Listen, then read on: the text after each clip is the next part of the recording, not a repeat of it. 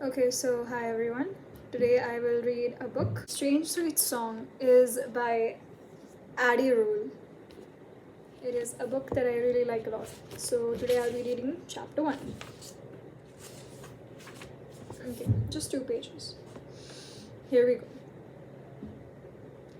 If you had been there that night, the night it happened, you might not have even noticed.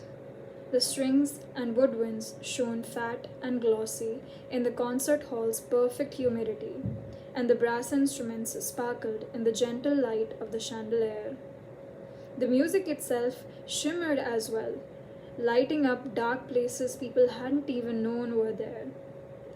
You might not have noticed the small movement.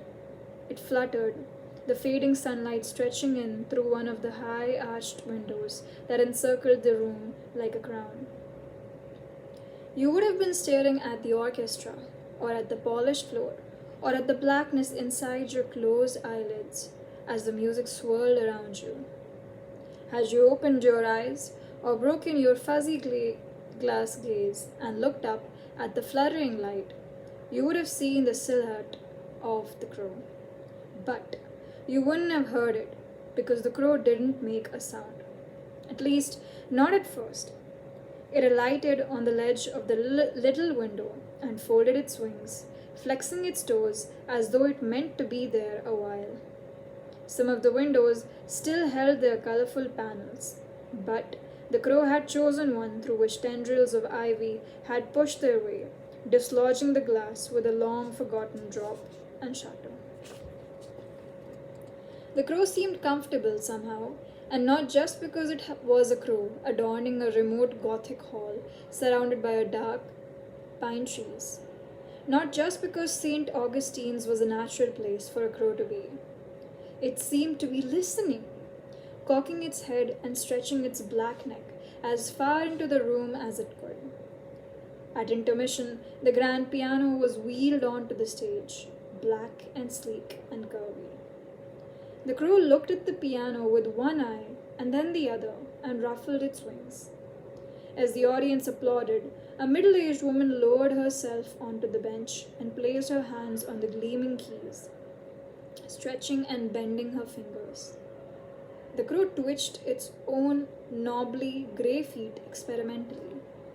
Then the conductor waved the orchestra to life again, a romantic piano concerto, well known to the concert goers who settled in their seats and breathed. When the woman at the piano began to play, when the first smooth, icy notes reached the small broken window in the ceiling, the crow froze. It stared, its dingy feathers raised just a little. It was listening again, but now it listened with its whole body.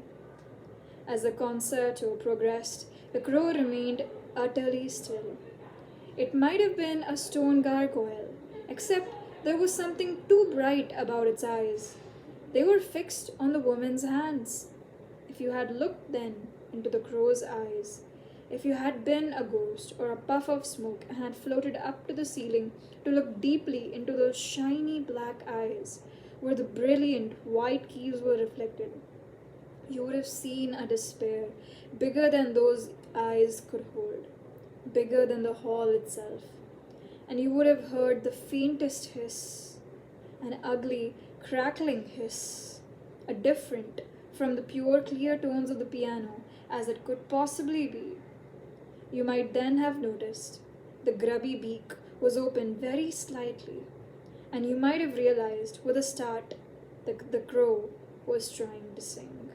But perhaps you were there. Perhaps you already know this story. That's it.